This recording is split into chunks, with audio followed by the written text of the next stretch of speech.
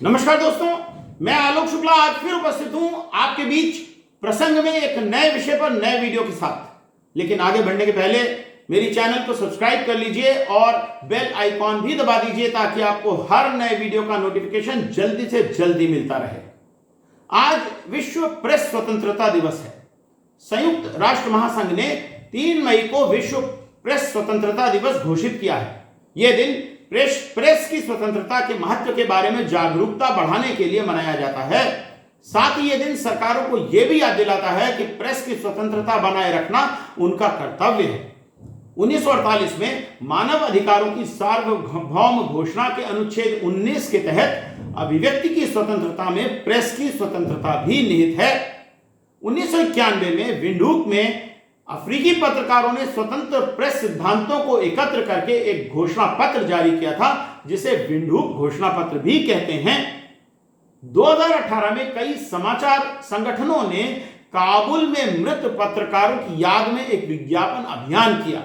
इस दिन यूनेस्को ने गिलर्मो कैनो विश्व प्रेस स्वतंत्रता पुरस्कार भी घोषित किया।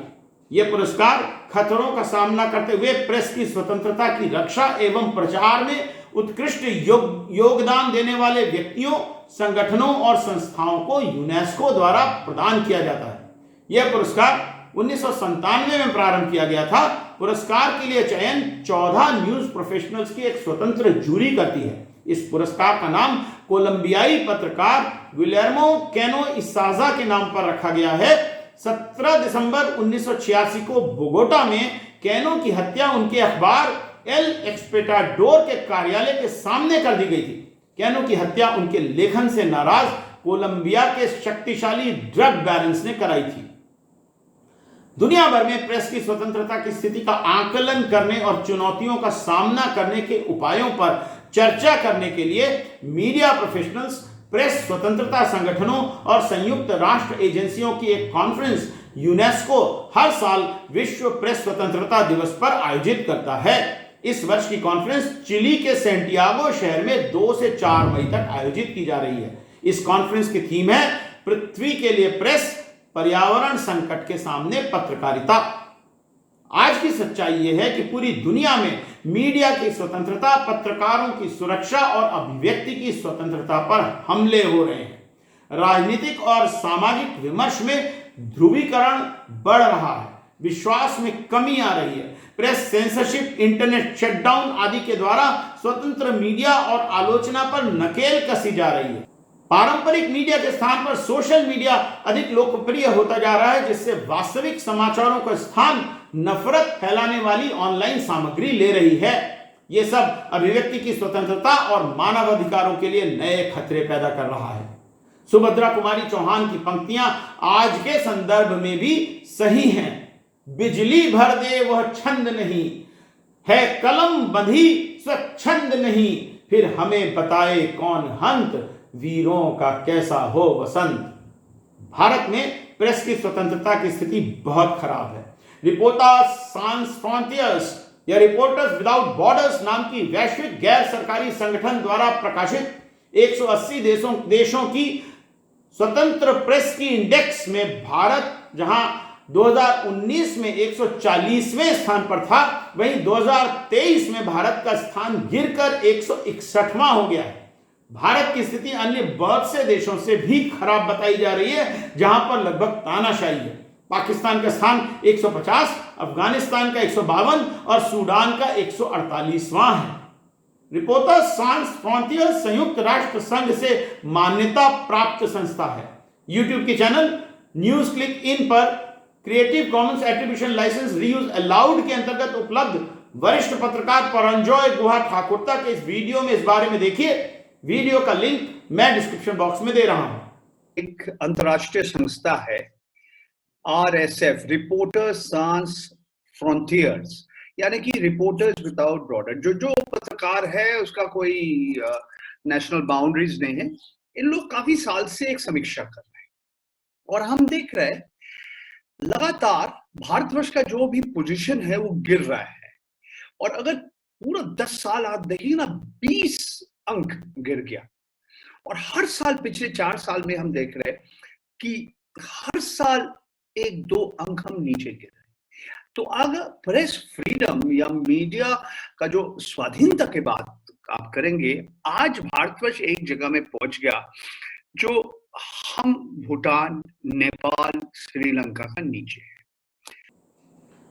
2020 में दिल्ली में मुसलमानों पर हमले की खबरें प्रकाशित करने के बाद भारत सरकार के सूचना एवं प्रसारण मंत्रालय ने मीडिया वन टीवी पर बैन लगा दिया था, जिसे 48 घंटे बाद हटाया गया।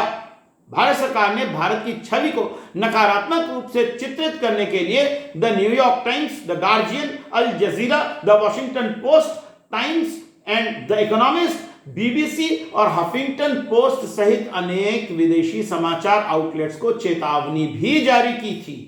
प्रधानमंत्री नरेंद्र मोदी द्वारा कथित तौर पर अखबार की मालिक शोभना भारतीय से मुलाकात के तुरंत बाद हिंदुस्तान टाइम्स के संपादक बॉबी घोष ने सितंबर 2018 में इस्तीफा दे दिया था।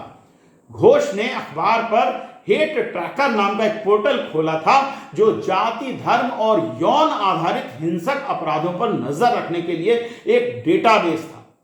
उनके इस्तीफे के बाद यह डेटाबेस भी हटा दिया गया। 2017 में पत्रकारिता के सिलसिले में कम से कम 3 पत्रकारों की हत्या की गई। रिपोर्टर्स विदाउट बॉर्डर्स ने कहा है कि धर्मनिरपेक्षता की समर्थक और दक्षिणपंथी ताकतों की आलोचक गौरी लंकेश की उनके घर के बाहर गोली मारकर हत्या कर दी गई। लंकेश की हत्या के आरोप में एक हिंदू राष्ट्रवादी समूह के सदस्य को गिरफ्तार किया गया। एक रिपोर्ट में कहा गया है कि 2014 और 2019 के बीच लगभग 40 पत्रकार मारे गए और पत्रकारों पर कम से कम 198 गंभीर हमले हुए। गौरी लंकेश की हत्या के संबंध में फ्रांस 24 इंग्लिश टीवी की खबर देखिए। What happened on Tuesday night at this stage? Well, first of all, this murder has just sent shockwaves across the country. Now, according to the police in the state of Karnataka, where the murder took place, these assailants fired 7 bullets at Gauri. Now, 3 of those bullets hit her in the head and the chest. About 15 minutes later, when police arrived at the scene, they found her dead in a pool of her own blood just outside her house. Now, the police said this morning that they believe that the assailants had been following her for a few days to draw up a pattern of her movements. They have कुछ समय पहले वरिष्ठ पत्रकार बरखा दत्त ने CBS news को बताया था कि किसान आंदोलन का कवरेज करने के बाद उन्हें मृत्यु का भय दिखाने वाला एक वीडियो जारी किया गया था। सीबीएस की न्यूज भी देखिए। The farmers' protest. The next thing I find is that some guy I've never heard of creates a video and says that all of us who were named in this online docket as reporters covering the farmers' protest should be basically executed. We should also be arrested. And I could have ignored this if this were a troll, but this video was watched by 500,000 people, and although YouTube took it down, it continued to be reshared on several 18 सितंबर 2023 को India गठबंधन ने 14 पत्रकारों के बहिष्कार की घोषणा यह आरोप लगाकर की कि ये पत्रकार और उनके चैनल विपक्ष के विरुद्ध पक्षपात करते हैं और हेट स्पीच को बढ़ावा देते हैं। इंडिया गठबंधन ने बहिष्कार किए गए पत्रकारों पर नफरत और गलत सूचना फैलाने और सत्तारूढ़ भारतीय जनता पार्टी का मुखपत्र होने का आरोप लगाया था।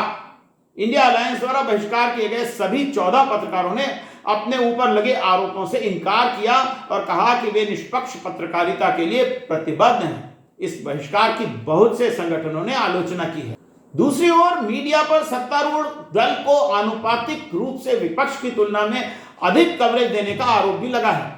सीएमएस मीडिया लैब ने अपनी रिपोर्ट में कहा है कि पिछले चुनाव अभियान के दौरान प्रधानमंत्री मोदी को प्राइम टाइम समाचार कवरेज का 33.21% प्राप्त हुआ, जबकि प्रतिस्पर्धी राजनीतिक दलों जैसे आम आदमी पार्टी के अरविंद केजरीवाल को 10.31% मीडिया कवरेज प्राप्त हुआ और भारतीय राष्ट्रीय कांग्रेस के उम्मीदवार राहुल गांधी को मात्र 4.33% का प्राइम टाइम समाचार प्रसारण कवरेज मिला था। प्रेस की स्वतंत्रता में जो प्रमुख पहलू शामिल हैं वो हैं, नंबर 1, सेंसरशिप से मुक्ति। पत्रकारों और मीडिया आउटलेट्स को सरकार द्वारा लगाए गए सेंसरशिप के बिना समाचार और सूचना प्रकाशित या प्रसारित करने में सक्षम होना चाहिए। दूसरा है सूचना तक पहुंच। एक स्वतंत्र प्रेस को सार्वजनिक हित के मामलों की जांच और रिपोर्ट करने के लिए सूचना तक पहुंच में कोई रोक टोक नहीं होनी चाहिए। तीसरा है संपादकीय स्वतंत्रता। समाचारों की रिपोर्टिंग किन्हीं बाहरी हितों से प्रभावित ना हो, यहां तक कि समाचार मालिकों को भी हस्तक्षेप का अधिकार नहीं होना चाहिए। चौथा है स्रोतों की सुरक्षा। पत्रकारों को अपने स्रोतों की सुरक्षा करने में सक्षम होना चाहिए ताकि वे प्रतिशोध के डर के बिना जानकारी दे सकें। पांचवा है बहुलवाद और विविधता। एक स्वतंत्र प्रेस में विभिन्न प्रकार के दृष्टिकोण और राय शामिल होना चाहिए जिससे समाज में खुली बहस हो सके। छठवां है जवाबदेही। मीडिया को सत्ता में बैठे लोगों के कार्यों और निर्णयों की जांच और रिपोर्टिंग करके उन्हें जवाबदेह बनाने योग्य होना चाहिए। जो संस्थान भारत में प्रेस की स्वतंत्रता के लिए जिम्मेदार हैं वो हैं, सबसे पहला है भारतीय प्रेस परिषद या प्रेस काउंसिल ऑफ इंडिया। भारतीय प्रेस परिषद अधिनियम 1978 के तहत स्थापित एक वैधानिक निकाय है। यह प्रेस की स्वतंत्रता और पत्रकारिता के नैतिक मानकों की रक्षा और बढ़ावा देने के लिए एक प्रहरी के रूप में काम करती है। दूसरा सूचना और प्रसारण मंत्रालय स्वयं है। ये तो सरकार का मंत्रालय है और भारत में मीडिया के क्षेत्र से संबंधित नीतियां और दिशा निर्देश तैयार करने के लिए जिम्मेदार भी है। तीसरा है न्यूज ब्रॉडकास्टर्स एसोसिएशन या NBA। ये एक स्वनियामक निकाय है जो भारत में निजी टेलीविजन समाचार और समसामयिक मामलों के प्रसारकों का प्रतिनिधित्व करता है। ये टेलीविजन समाचार चैनलों के लिए आचार संहिता और मानकों को तैयार भी करता है और उसे लागू भी करता है। चौथा है एडिटर्स गिल्ड ऑफ इंडिया। ये भारत के प्रमुख समाचार पत्रों और समाचार पत्रिकाओं के संपादकों का एक स्वैच्छिक संघ है। ये प्रेस की स्वतंत्रता की रक्षा करने और पत्रकारों के अधिकारों और जिम्मेदारियों से संबंधित मुद्दों को संबोधित करने में महत्वपूर्ण भूमिका निभाता है। और पांचवा ऑफ कोर्स भारत की न्याय प्रणाली है। न्यायपालिका भारत में प्रेस स्वतंत्रता को बनाए रखने के लिए एक बहुत महत्वपूर्ण भूमिका निभाती है। भारत में प्रेस की स्वतंत्रता के लिए बहुत सारी चुनौतियां हैं। पहली है कानूनी और नियामक बाधाएं। मानहानि कानून, राजद्रोह कानून, राष्ट्रीय सुरक्षा से संबंधित कानूनों का इस्तेमाल पत्रकारों और मीडिया संगठनों को डराने धमकाने के लिए किया जाता रहा है। इसके अनेक उदाहरण हैं। कुछ समय पहले न्यूज क्लिक पर सरकारी एजेंसियों की छापेमारी और बाद में पत्रकारों के प्रोटेस्ट के संबंध में वीडियो यूट्यूब की चैनल न्यूज क्लिक इन पर creative commons attribution licence reuse allowed के अंतर्गत उपलब्ध है। वीडियो आप देखिए, लिंक मैं डिस्क्रिप्शन बॉक्स में दे रहा हूं। Look, I just think journalists should protest.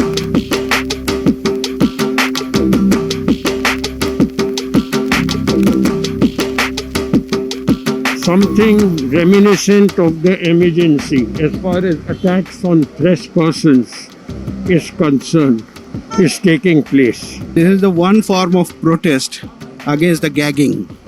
This is symbolic, but it will also have that effect on those powers who are actually gagging us continuously under some frivolous and some flimsy grounds. It's an attempt to silence not one media outfit, but all of them. And specifically, when it was on NewsClick, it shows that the government's target now is the online media, the independent media. That's where the attack lies now, because they want to stifle anybody who thinks differently from them. That's not democracy. That's not freedom of speech. Press का एक ही काम है, जो दिखता है उसको आप लिखें।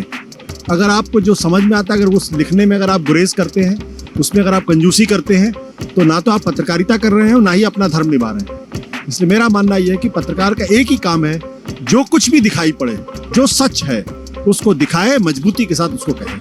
This government is out to stifle the voice of criticism and dissent. That is why a news portal, NewsClick, it is there, it is giving. दूसरा सरकारी हस्तक्षेप है। सरकारें मीडिया संगठनों को पुरस्कृत या दंडित करने के लिए विज्ञापन बजट का उपयोग एक उपकरण के रूप में करती हैं। तीसरा है धमकियां और हिंसा। भारत में पत्रकारों को अक्सर धमकियों और हिंसा का सामना करना पड़ता है। संगठित अपराध और सांप्रदायिक तनाव जैसे संवेदनशील मुद्दों पर रिपोर्टिंग करते समय यह विशेष रूप से होता है। पत्रकारों की हत्या के संबंध में यह डेटा देखिए। पत्रकारों की हत्या के बारे में यूट्यूब के चैनल न्यूज क्लिक इन पर creative commons attribution licence reuse allowed के अंतर्गत उपलब्ध वरिष्ठ पत्रकार परंजॉय गुहा ठाकुरता के इस वीडियो में इस बात को और अच्छी तरह से बताया गया है। वीडियो को देखिए, वीडियो का लिंक मैं डिस्क्रिप्शन बॉक्स में दे रहा हूं। आखिर आप देखिए, ये जो रिपोर्ट में आए हैं वो कह रहे हैं कि हाँ, स्थिति इतना खराब नहीं है। 2018 में 6 पत्रकार का हत्या किया गया था, दे वर मर्डर्ड। 2019 में एक को भी नहीं हुआ। अगर आप देखेंगे 2014 और 2019 तक, ये 5 साल में लगभग 200 पत्रकार के ऊपर कुछ ना कुछ कोई आक्रमण किया, कोई अटैक हुई थी। ये पुलिस के हो सकता है, कोई अपराधी के जो गैंग है, माफिया गैंग हो सकता है, ऐसे लोग होता है जिसके पास राजनीतिक पहुंच है या सरकारी कोई भ्रष्ट सरकारी ऑफिसर है, तो इनके पीछे हम ऐसे देख रहे हैं। और जावड़ेकर जी कुछ भी कहिए, मैं मानता हूं कि आज भारतवर्ष में जो मीडिया का जो फ्रीडम, प्रेस का जो फ्रीडम बहुत कम हो गया एक तरह से। फिर स्व सेंसरशिप, विभिन्न दबावों के कारण कई मीडिया संगठन भी कभी कभी स्व सेंसरशिप करने लगते हैं और महत्वपूर्ण खबरें नहीं चलाते हैं। फिर 5वां है स्वामित्व और नियंत्रण। भारत में मीडिया का स्वामित्व कुछ शक्तिशाली कॉरपोरेट संस्थाओं के हाथ में केंद्रित है। वो सरकार संपादकीय निर्णयों को भी प्रभावित करती हैं। हाल ही में एनडीटीवी के अदानी समूह द्वारा अधिग्रहण के बाद अनेक पत्रकारों ने एनडीटीवी से इस्तीफा दे दिया। उसका कारण भी यही है। इसके अलावा और भी बहुत से टीवी चैनलों से अनेक पत्रकारों ने इसी कारण इस्तीफा देकर अपने यूट्यूब चैनल स्थापित किए हैं। यूट्यूब के चैनल न्यूज क्लिक इन पर creative commons attribution licence reuse allowed के अंतर्गत उपलब्ध वरिष्ठ पत्रकार परंजॉय गुहा ठाकुरता ने इस वीडियो में बताया है कि किस तरह से कॉरपोरेट्स का असर न्यूज की रिपोर्टिंग में होता है। वीडियो का लिंक मैं डिस्क्रिप्शन बॉक्स में दे रहा हूं। सबसे अमीर व्यक्ति मुकेश अंबानी जी, वो भी एक बड़ा मीडिया संस्था का मालिक है। और जितने बड़े बड़े मीडिया संस्था आप देखिए, जो अखबार है, टीवी चैनल है, इनका आज जो सत्य में है भारतीय जनता पार्टी के साथ एक संपर्क आप देख सकते हैं। और फिर 6वां है मानहानि के मुकदमे। भारत में पत्रकारों और मीडिया संगठनों को अक्सर मानहानि के मुकदमों का निशाना बनाया जाता है, जो उनको आर्थिक रूप से बोझिल कर सकता है। कुछ बात करते हैं भारत के संविधान में प्रेस की स्वतंत्रता के बारे में। संविधान सभा में जब इस पर चर्चा हुई तो उस आज जो अनुच्छेद 19 है, उस समय उस मसौदे में वो अनुच्छेद 13 था, उस पर बहस के दौरान दामोदर एस सेठ ने प्रेस की स्वतंत्रता की व्याख्या करने की मांग की। उन्होंने कहा कि वर्तमान युग प्रेस का युग है, इसलिए यह वांछनीय है कि प्रेस की स्वतंत्रता का उल्लेख अलग से और स्पष्ट रूप से संविधान में किया जाए। केटी शाह प्रेस की स्वतंत्रता के एक प्रबल समर्थक थे। उन्होंने कहा कि मैं दोहराता हूं और पूरी गंभीरता से दोहराता हूं कि यदि आप मेरे संशोधन को बहुमत के बल पर अस्वीकार करते हैं तो आप दुनिया को यह बताने में कभी सफल नहीं होंगे कि यह प्रगतिशील और उदार संविधान है। परंतु मसौदा समिति ने माना कि प्रेस का संपादक भी एक नागरिक ही है जो अभिव्यक्ति की स्वतंत्रता का प्रभावी ढंग से प्रेस की स्वतंत्रता के लिए उपयोग कर सकता है। इसलिए प्रेस की स्वतंत्रता का कोई अलग उल्लेख संविधान में आवश्यक नहीं है। सर्वोच्च न्यायालय ने इस बारे में क्या कहा है, ये हम अब देखते हैं। और बड़ी अच्छी बात यह कि सर्वोच्च न्यायालय ने अनुच्छेद 19 की व्याख्या करते हुए अभिव्यक्ति की स्वतंत्रता को प्रेस की स्वतंत्रता के साथ जोड़कर प्रेस की स्वतंत्रता की रक्षा की है। प्रेस की स्वतंत्रता पर अति महत्वपूर्ण प्रकरण Ramesh Thapar versus state of Madras 1950 में सर्वोच्च न्यायालय ने कहा कि freedom of speech end of press lay at the foundation of all democratic organizations, for without free political discussion no public education so essential for proper functioning of the processes of popular government is possible। न्यायालय ने इस प्रकरण में माना कि अखबारों के प्रसार या सर्कुलेशन की आजादी उनके प्रकाशन की आजादी जितनी ही महत्वपूर्ण है। फिर Bennett Coleman and company versus union of India 1972 में सर्वोच्च न्यायालय ने निर्णय दिया है कि प्रेस की स्वतंत्रता अभिव्यक्ति की आजादी का मूल तत्व है। न्यायालय ने कहा कि प्रेस की स्वतंत्रता में गुणात्मक और मात्रात्मक दोनों ही तत्व हैं। स्वतंत्रता प्रचलन और सामग्री दोनों में निहित है। Freedom of the press embodies the right of the people to free speech and expression. It was held that freedom of the press is both qualitative and quantitative. Freedom lies both in circulation and in content. Maneka Gandhi बनाम भारत संघ 1978 के ऐतिहासिक मामले में supreme court ने कहा कि यह संभव है कि किसी अधिकार का अनुच्छेद 19(1) के किसी भी खंड में स्पष्ट उल्लेख नहीं है, फिर भी उस अधिकार को इस खंड द्वारा कवर किया जा सकता है। यह सच है कि प्रेस की स्वतंत्रता एक ऐसा महत्वपूर्ण मौलिक अधिकार है जिसका स्पष्ट उल्लेख संविधान में नहीं किया गया है, लेकिन यह अनुच्छेद 19(1)(a) में निहित है। सर्वोच्च न्यायालय के संरक्षण के बावजूद भारत का स्थान प्रेस की स्वतंत्रता सूचकांक में गिर रहा है।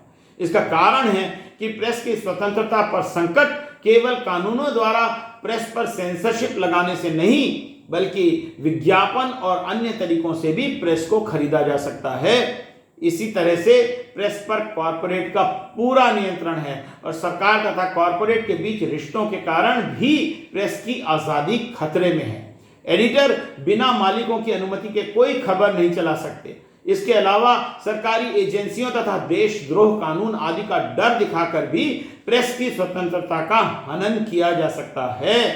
देशद्रोह कानून और उस पर माननीय सर्वोच्च न्यायालय की टिप्पणी के संबंध में YouTube की चैनल न्यूज क्लिक इन पर creative commons attribution licence reuse allowed के अंतर्गत उपलब्ध इस वीडियो को देखिए। वीडियो का लिंक मैं डिस्क्रिप्शन बॉक्स में दे रहा हूं। Stance on it. In 2021 July, following appeals by several parties, Chief Justice of India N.V. Ramana observed, "Sedition is a colonial law. It suppresses freedoms. It was used against Mahatma Gandhi and Bal Gangadhar Tilak. Is this law necessary after 75 years of independence?" He added, if you look at the history of use of this section 124A of IPC, you will find that the conviction rate is very low. There is misuse of power by executive agencies. At a time when courts, like all other national institutions, are under immense pressures to conform to the ideas of the ruling party, a statement like this from the CJI surely offers a glimmer of hope. But will this contentious law finally be done away with?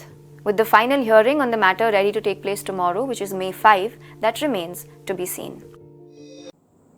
देश में पत्रकारों की गिरफ्तारियों की झड़ी लगी है। Alt news के founder Zubair को गिरफ्तार किया गया। उन्हें अंततः सर्वोच्च न्यायालय से रिहाई मिली।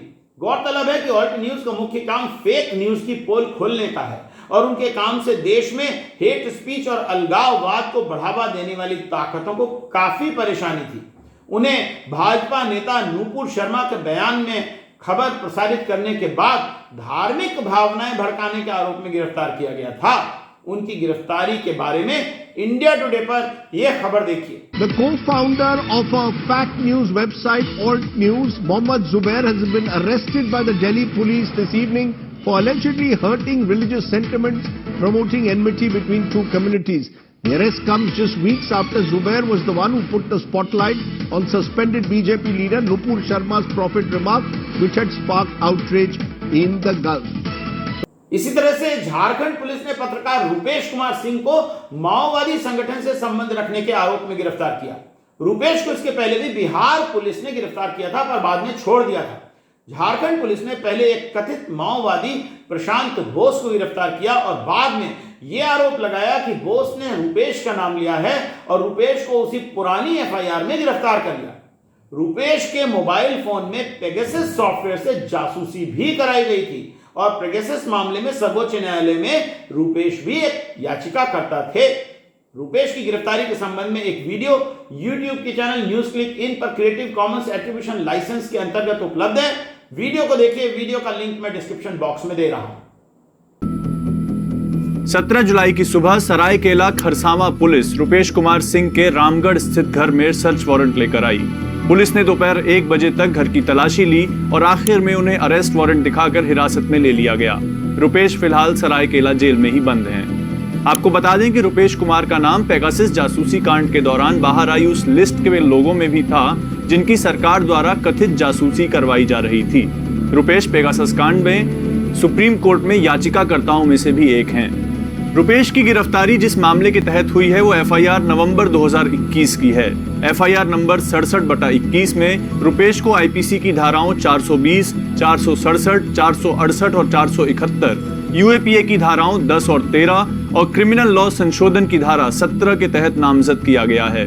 पुलिस की जब्ती सूची के मुताबिक रुपेश के घर से 2 लैपटॉप, 2 मोबाइल फोन, 1 बेडशीट, उनकी पत्नी इप्सा सताक्षी के नाम पर रजिस्टर्ड कार्ड की डिटेल इनवॉइस, 1 बाइक के कागजात, 1 पुरानी कॉपी और 1 नोटबुक जब्त की गई है। दिल्ली में किसानों के आंदोलन का कवरेज करने गए फ्रीलांस पत्रकार मनदीप पूनिया को पुलिस ने गिरफ्तार कर लिया। इस खबर को एनडीटीवी ने दिखाया था। खबर आप यहां देख सकते हैं।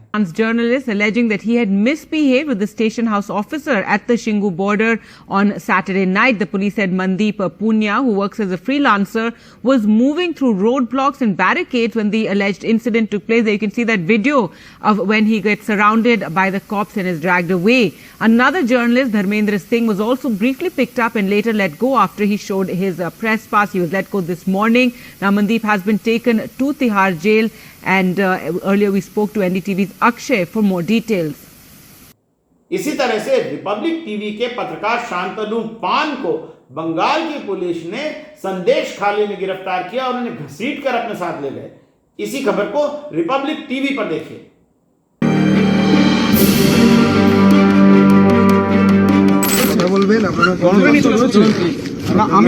আমি বাড়ি যাব, আমি অফিস যাব না, আমি অফিস যাব, আমি অফিস যাব, আমি বাড়ি যাব।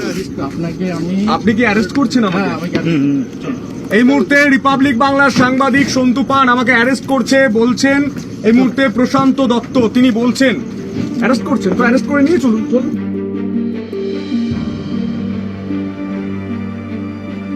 এই মুহূর্তে ছবি দেখানোর চেষ্টা করবো। গ্রেফতার করছে পুলিশ একজন সাংবাদিক সন্দেশখালীতে এসে না। এই মুহূর্তে যদি দেখা যায় আমাদের একজন সাংবাদিককে গ্রেফতার করা হচ্ছে, একজন সাংবাদিককে গ্রেফতার করা হচ্ছে, কয়েকজন সাংবাদিককে গ্রেফতার করা হচ্ছে। तो वर्तमान युग में समाचारों की दुनिया में सबसे बड़ा खतरा ये जो सेंसरशिप, कॉर्पोरेट, एडिटोरियल इंडिपेंडेंस ये नहीं है, इससे तो है ही, लेकिन सोशल मीडिया से बड़ा खतरा आज न्यूज को नहीं है। एआई और डीप फेक के जमाने में किसी के भी बारे में फर्जी खबरें बनाकर चला देना और उन्हें वायरल कर देना बहुत आसान हो गया है। इस बारे में वैसे मैंने एक अलग वीडियो बनाया है जिसका लिंक मैंने डिस्क्रिप्शन बॉक्स में दिया है। आप चाहें तो फेक और वायरल करने वाले वीडियो और झूठे वीडियो और फर्जी वीडियो इस सब के बारे में इस वीडियो में देख सकते हैं।